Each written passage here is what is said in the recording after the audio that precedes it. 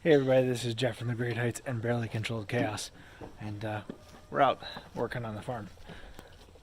Now, what you will probably notice is when I'm out here, I almost always have kids in tow. So, let's talk about that for a minute.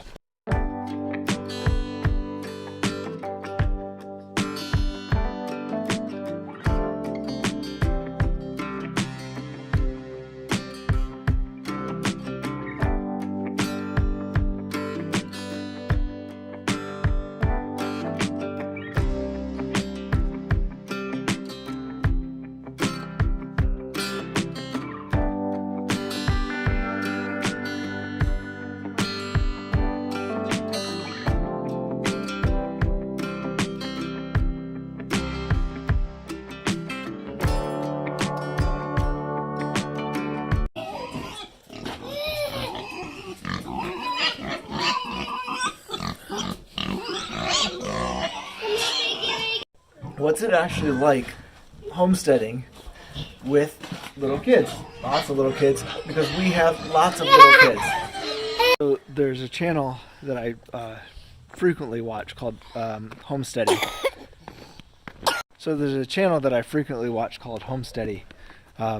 They do some really good stuff. They have some incredible information, but they posted a video about, they answered some questions about what it's like to homestead with kids. They have kids that are all under the age of 12 or 12 or under. Not quite teenagers, but I want to talk about little kids and teenagers. So we've been homesteading for a long time. I'm going to put some pictures in here to talk about, our journey along the way. I don't have a lot of videos from when we first started, but I do have some pictures, so I'll go ahead and share some of those. So what are some of the challenges of dealing with kids and animals and homesteading? And some of them might not surprise you. Some of them might. One of the most frequent questions, and one of the questions they answered as well, is what do you do about little ones like this while you're trying to homestead? And the biggest thing is making sure that they're safe. You want to make sure that they are in a safe environment and that they don't end up getting hurt. Keeping them around the animals is always a little bit questionable. I have talked about kids and animals, and even little ones like chickens can hurt little kids. So you have to be careful with that. You have to be you have to understand that even the animal that is usually very friendly, for example, this goat, who is super friendly despite his size and his look, he's actually very, very friendly, even to the little kids. But if there's food involved or a female involved, all bets are off. So making sure that you know that, making sure that you're aware of that, and if the kids are going to be around the animals, you're keeping a close eye on them, both the animals and the food and the kids. So most of the time, unless I'm going to be in here with the kids, I don't let the kids come out, especially the littler kids, come out and be around the animals by themselves. So the first challenge is just making sure that everybody is safe.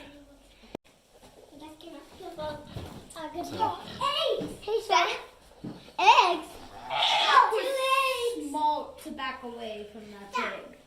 The pig is twice the size of him. And twice this. So the next thing is chores. How do you get the kids involved in chores? And what did you do? You found those eggs? Yeah. Yeah.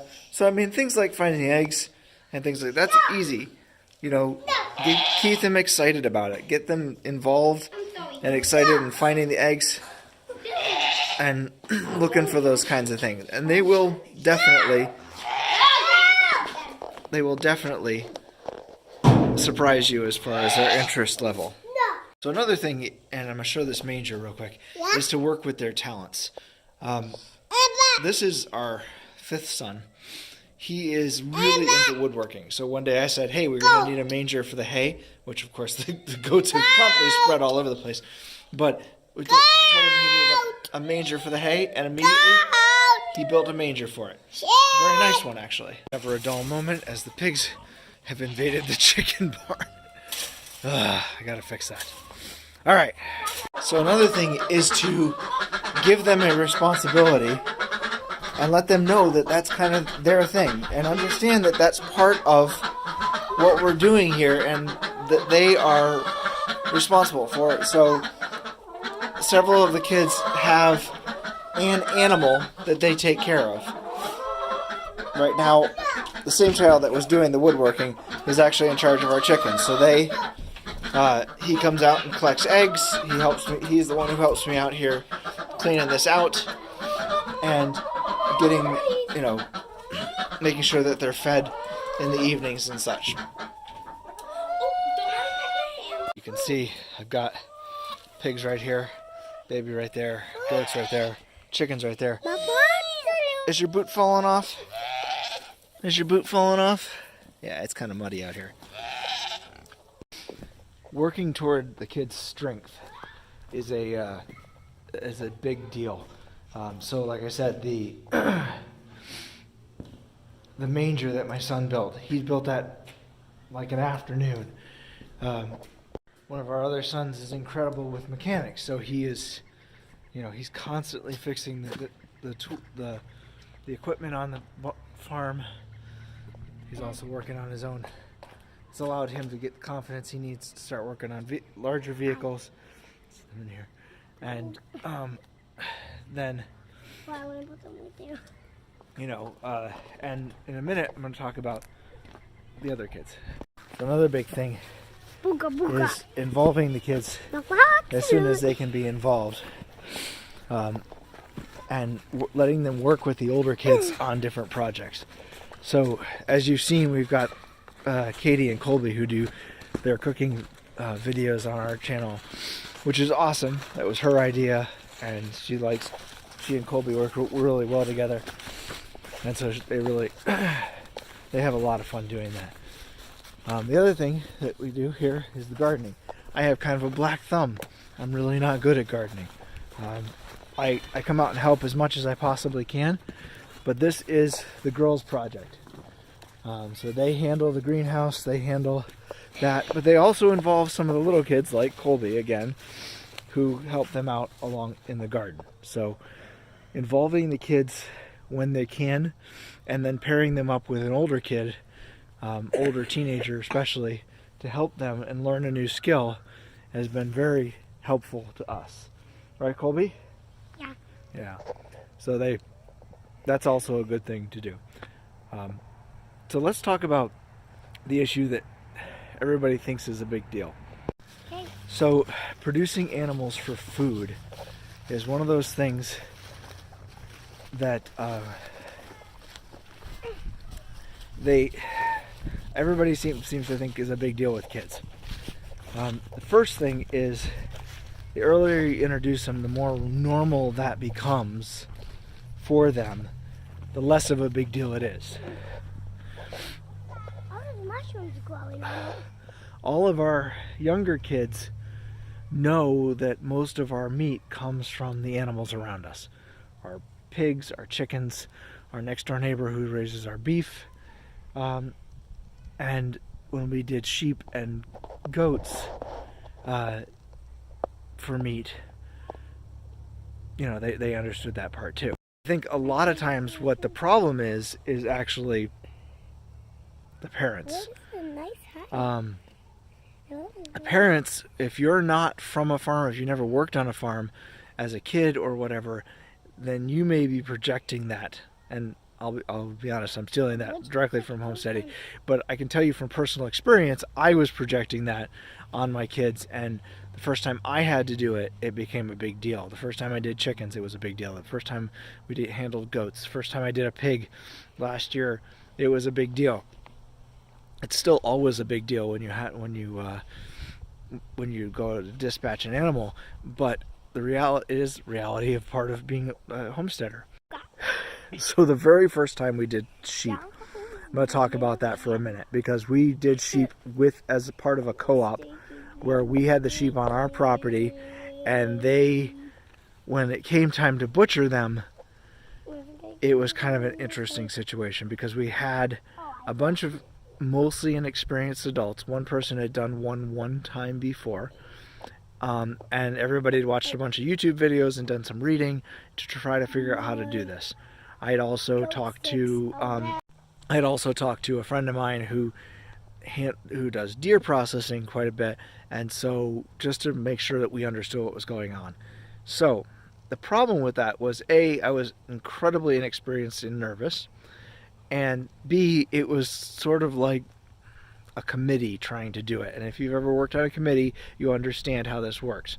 We did the first one together as a group, and it took us like a ridiculous amount of time just to get the thing dispatched and skinned and then gutted, and oh my goodness, it took forever. And so I'll be honest with you, that took me backwards actually, and then I projected that on the kids further, so that experience actually made dealing with the kids on the farm harder for me.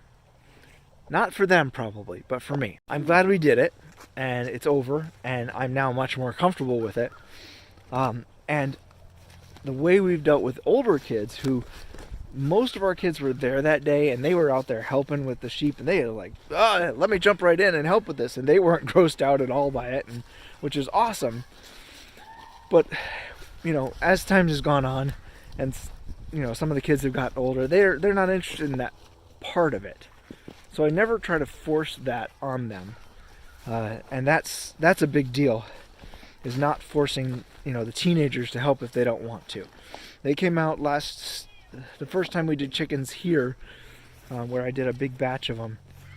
They came out and all were there and helped in some capacity or another. But at the end of the day, they all said, several of them were like, yeah, I don't want to be part of that again. And it's like, all right, that's fine.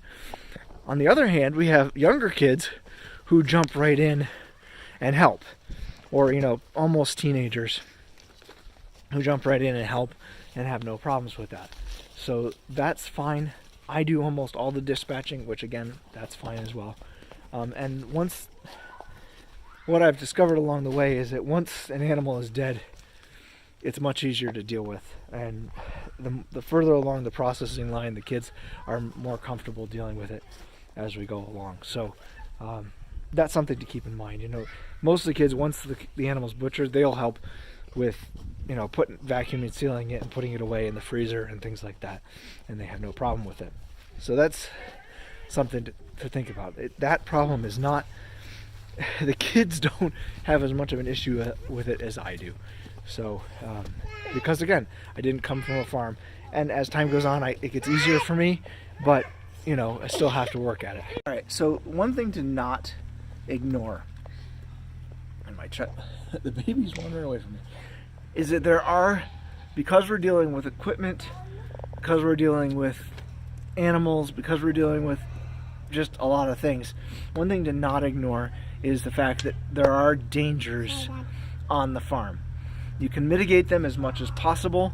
For example, I don't let anybody who doesn't have a driver's license already, or at least a permit, drive the tractor. Maybe if we lived on a property that was flatter, I would change my mind about that, but honestly, that's a big deal. And whenever I'm operating the tractor, I make sure that all the little kids, like that one who's wandering away at the moment, are accounted for, and someone older is watching them. The biggest deal as far as the animals go is just making sure that the kids do respect that the animals are dangerous. Make sure that they understand that there are dangers with feeding them, and when they get around food or there's females involved with male animals, that there are dangers involved. Making sure they understand that. And for people like this size, don't let them around the animals by themselves. That's just, and keep them safe. I don't really like carriers because I just don't. It's not that I have anything against carriers. I just for me, they're uncomfortable.